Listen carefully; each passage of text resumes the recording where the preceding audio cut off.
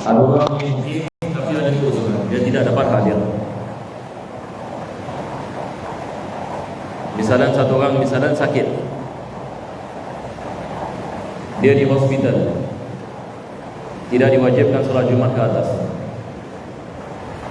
Satu orang ini sakit yang mana penyakitnya menyebabkan dia lemah yang di badan, tidak mampu keluar daripada rumah. Doktor mengatakan kalau dia keluar daripada rumah maka penyakitnya akan bertambah sebagai misal. Maka ini adalah keuzur. Tidak diwajibkan ini dia melaksanakan solat Jumat. Akan tetapi kalau sekiranya dia ada kemampuan untuk melakukan solat Jumat, maka diwajibkan. Diwajibkan dia melakukan solat Jumat. Kita dalam keadaan seperti ini, kadang-kadang disebabkan baru berlakunya COVID, ada orang mungkin mengintingkan solat Jumat sebab dah biasa. Jadi ini adalah perkara kita nak kena berjaga-jaga. Sebab pada zaman COVID mungkin ramai orang tidak dapat melakukan solat Jumat. Tapi lama-kelamaan ada sebagian orang yang di sana, dia sudah menganggap ini solat Jumat, kalau ada masa solat, ada masa tak solat. Maka wajib ini kita nak kena faham, kalau kita tidak ada keuzuran seperti penyakit ataupun musafir, diwajibkan kita melakukan solat Jumat. Barang siapa yang meninggalkannya, kalau sekiranya syarat kewajipan dikenakan ke atasnya, maka dia berdosa. Dan diwajibkan dia melakukan solat zuhur, dan dia berdosa. Jadi walaupun dia melakukan solat zuhur, sebab dia meninggalkan solat Jumat. Penulis mengatakan keuzuran ini seperti apa? Kal-maradi wal matar, seperti penyakit. Di mana tadi kita mengatakan penyakit. Ada jenis penyakit dia boleh berjangkit, maka tidak dibolehkan seseorang itu masuk ke tempat yang boleh menyebabkan penyakit menular. Kalau doktor mengatakan kepadanya penyakit awak ini wabak, dia boleh beribah. Awak tidak boleh berada di tempat khalayak ramai, seperti kes COVID sebagai kita. Maka ini kita mengatakan keuzuran untuk tidak melakukan solat Jumaat. Keuzuran yang kedua yang disebutkan oleh penulis adalah matar. Kalau sekiranya berlaku hujan yang membasahkan pakaian. Satu orang mengatakan saya boleh pergi solat Jumat tetapi hujan dengan sedang lebat dan saya tidak ada payung. Kalau saya berjalan kaki dan tidak ada kenderaan, saya sampai masjid, badan saya basah kuyup. Di sini Islam memberikan pelonggaran, tidak diwajibkan dia solat Jumat kalau sekiranya keadaannya sedemikian. Tapi kalau sekiranya dia mengatakan saya ada payung, wajib dia melakukan solat Jumat. Ataupun dia mengatakan saya boleh berjalan di bawah blok, berjalan di tempat yang teduh, diwajibkan dia melakukan solat Jumat. Tapi kalau dia mengatakan saya tidak ada tempat yang teduh dan tidak ada payung, yang mana kalau saya sampai ke masjid saya basah kuyup, di sini tidak diwajibkan dia melakukan solat Jumat. Jadi ini adalah keuzuran di dalam diri Islam. Begitu juga kalau sekiranya tempat lumpur. Satu orang ini mengatakan kalau saya berjalan di tempat ini menuju ke masjid, baju saya semua ini akan kotor. Kalau sekiranya berlaku banjir sebagai misal, ini adalah keuzuran. Jadi ada beberapa ini keuzuran yang disebutkan oleh para ulama. Di sini penulis hanya membicarakan tentang penyakit dan hujan. Selain daripada hujan juga gempa bumi. Kalau sekiranya berlaku gempa bumi, satu orang mengatakan kalau saya nak pergi ke masjid bahaya, takut ini sedang jalan boleh kena ini benda jatuh ini ke atas kepala dan sebagainya, tidak diwajibkan dia solat Jumat. Ataupun sedang berlaku tsunami, tidak diwajibkan solat dari Jumat. Dan juga yang malapetaka yang lain. Selepas itu penulis membicarakan tentang khutbah. Beliau mengatakan wa min syurutil jumu'ati al-khutbatan. Daripada syarat sahnya Jumaat adalah 2 khutbah. Yakni diwajibkan imam yang ini melaksanakan 2 khutbah. Kalau tak, tidak sah solat Jumaat. Ini yang kita maksudkan syarat sah solat Jumaat adalah 2 khutbah. Mesti ada. Kalau tidak ada khutbah, tidak ada Jumaat. Wa arkanuhuma hamdulillahi ta'ala wassalatu ala nabi sallallahu alaihi wasallam. Selepas itu penulis membicarakan tentang apakah rukun-rukun khutbah. Jadi kalau kita nak melakukan khutbah, apakah rukun-rukun khutbah? Jadi perkara yang diwajibkan supaya khutbah menjadi sah. Jadi khutbah ada 5 rukun. Pertama sekali penulis mengatakan hamdulillahi ta'ala, memuji kepada Allah Subhanahu wa taala. Maka pujian kepada Allah Subhanahu wa taala daripada rukun khutbah. Biasanya khatib mengatakan alhamdulillah, yang mulakan dengan alhamdulillah ataupun innal hamdalillah ataupun walillahil hamd. Tidak ada masalah. Yang penting ini adalah pujian bagi Allah Subhanahu wa taala, dan semua ini mesti dalam bahasa Arab. Kalau khatib ini mengatakan segala puji bagi Allah, bahasa Melayu tidak sah. Dia mesti bahasa Arab. Semua rukun-rukun khutbah wajib dalam bahasa Arab. Ini juga perkara kita nak kena faham. Kadang-kadang boleh berlaku kesilapan di sini. Nanti saya akan memberikan misal. Pernah berlaku kesilapan di beberapa tempat di Singapura disebabkan perkara ini. Tapi kita lihat yang pertama sekali adalah hamdalah, yakni alhamdulillah. Yang kedua penulis mengatakan wassalatu ala nabi sallallahu alaihi wasallam, selawat kepada Nabi sallallahu alaihi wasallam. Minimum kita mengatakan Allahumma salli ala Muhammad, Allahumma salli ala Muhammad. Ini adalah minimum. Selawat kepada Nabi sallallahu alaihi wasallam wajib dalam bahasa Arab. Yang ketiga penulis mengatakan wal wasiyatu bit taqwa, wasiat dengan ketakwaan, rukun. Dan ini juga diwajibkan dalam bahasa Arab. Dekat sini kadang-kadang boleh berlaku kesilapan. Sebab kadang-kadang yang dikhatib terlupa. Dia mendatangkan hamdalah, selawat kepada Nabi sallallahu alaihi wasallam, terus bahasa Melayu. Dia mengatakan wahai jemaah dirahmati Allah, bertakwalah kamu kepada Allah. Dia menyangkakan dia telah mendatangkan wasiat dengan takwa. Tetapi ini tidak sah. Apa sebabnya? Sebab dia mendatangkan dalam bahasa Melayu. Rukun wajib dalam bahasa Arab. Jadi bagaimana? Jadi biasa kalau orang mengatakan alhamdulillah wassalatu wassalamu ala rasulillah, lepas itu biasa kita mengatakan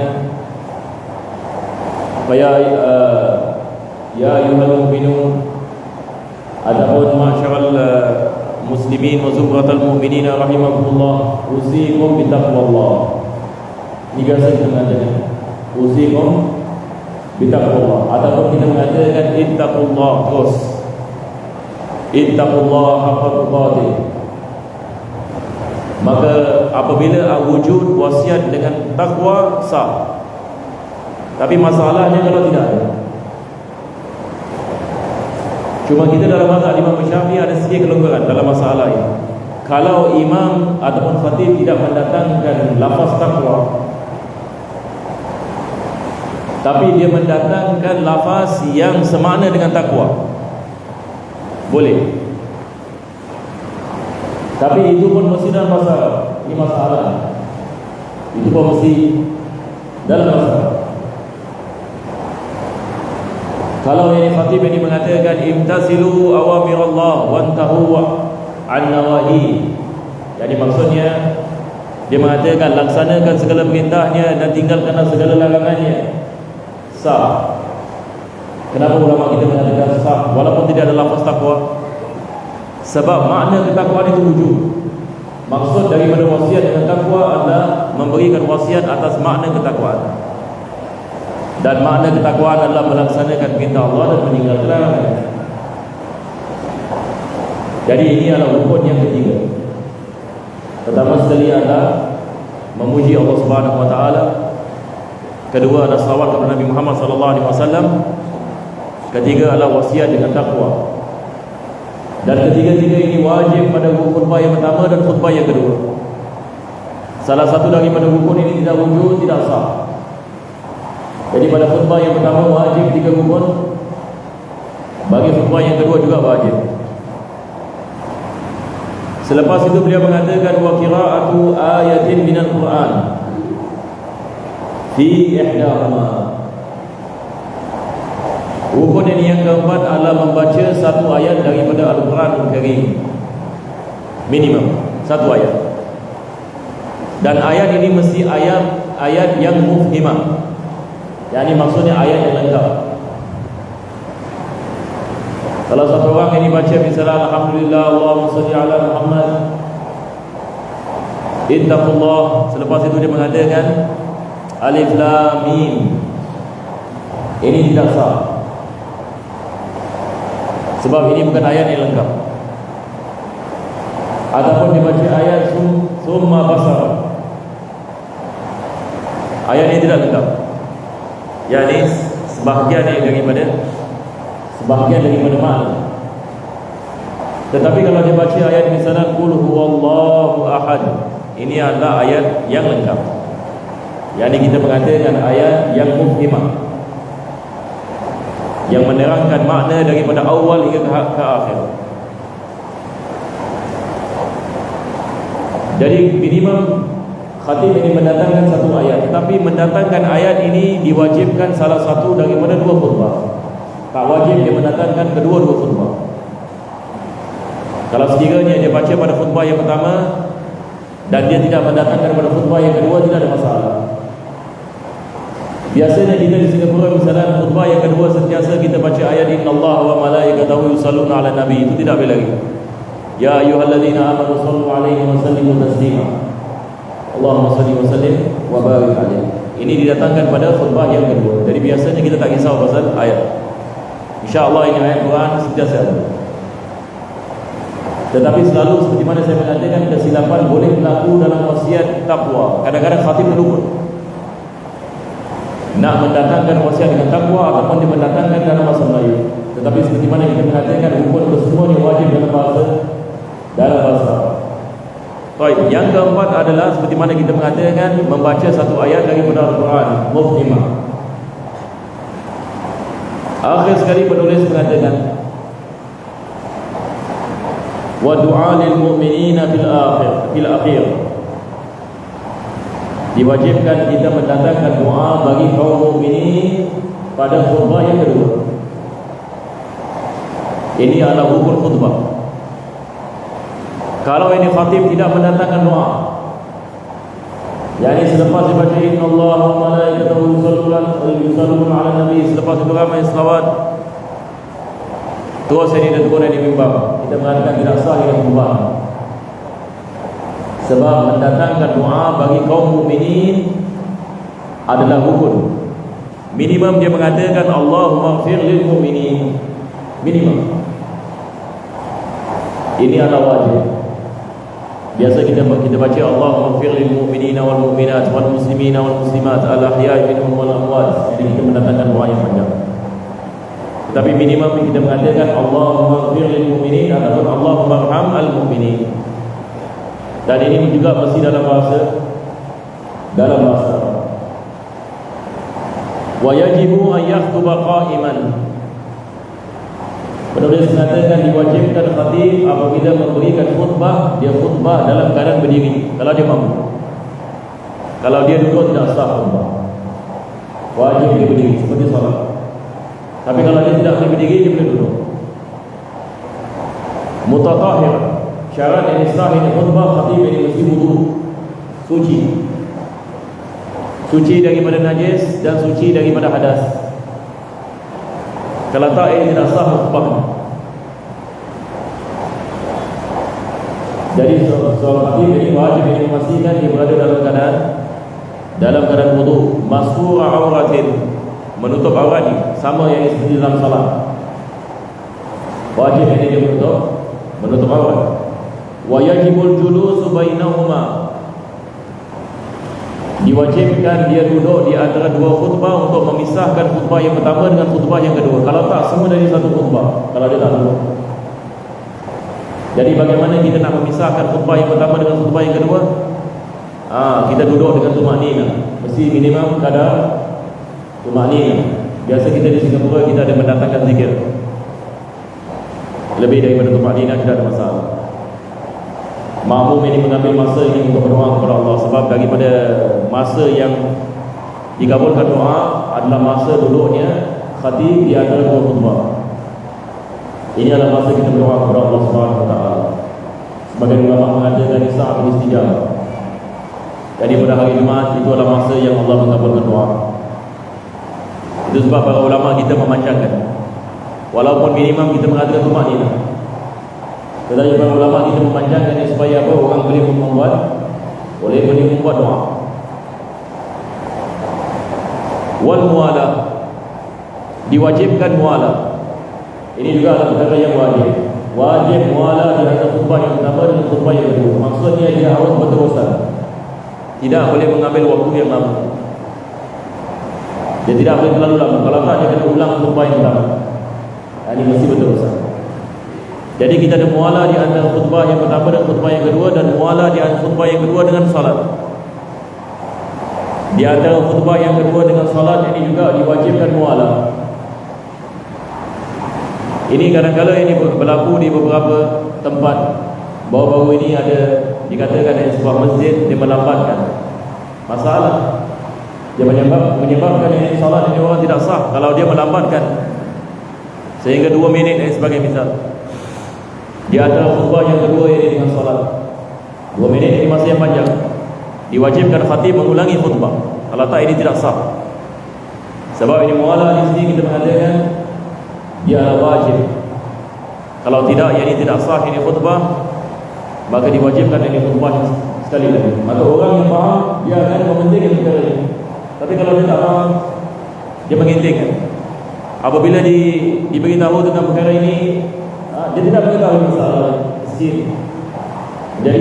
Jadi isu ini kepada jemaah. Ada jemaah ini teguran, sebagian orang tidak boleh terima ini teguran disebabkan kejahilan. Mudah-mudahan Allah selamatkan kita daripada musibah. Kita alhamdulillah di Masjid Khalid, kita sangat mementingkan perkara ini. Hatta bila kita turun daripada mimbar, kita tak buang masa. Jadi jemaah pun nak kena faham kenapa kita melakukan sedemikian. Sebab mualah di sini adalah wajib. Kita boleh ambil masa kita mengatakan jemaah di mana nanti Allah bagi di belakang ini silakan ini rapatkan sahab dan bagi. Kita boleh mengambil masa ini hatta 5 minit. Tetapi masalahnya solat Jumaat tidak sah. Jadi itu sebab ini biasa kalau saya di khatib, kalau jemaah perhatikan, saya mempercepatkan perkara ini. Jadi saya turun daripada mimbar setelah habis daripada iqamah, baca doa iqamah, saya hanya memberikan yang sedikit suruh merapatkan saf, terus Allahu Akbar. Sebab ini mualah di sini adalah wajib. Jadi bila kita nak merapatkan saf, para jemaah nak kena melakukannya apabila Bilal sedang memberikan iqamah. Jadi kalau kita faham, kita tahu Bilal kalau iqamah semua bangun cepat-cepat rapatkan saf. Berdiri nak cepat. Tapi kalau kita terhegi-hegi misalnya solat Jumaat, kita nak kena salah diri kita. Kalau sekiranya misalnya kita tidak mendapatkan tempat sebagai misal, sebab perkara seperti ini dia memberikan kesan yang kepada sah solat Jumaat. Jadi kita tidak boleh dapat. Selepas itu penulis mengatakan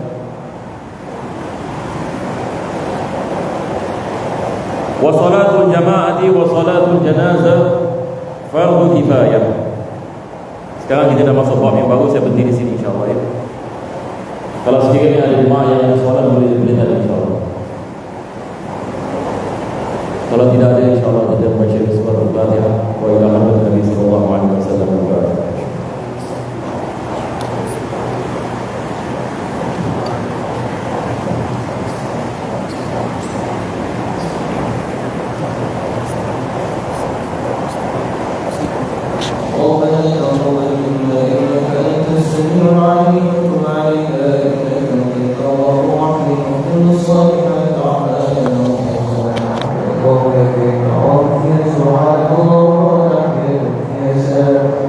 الضالين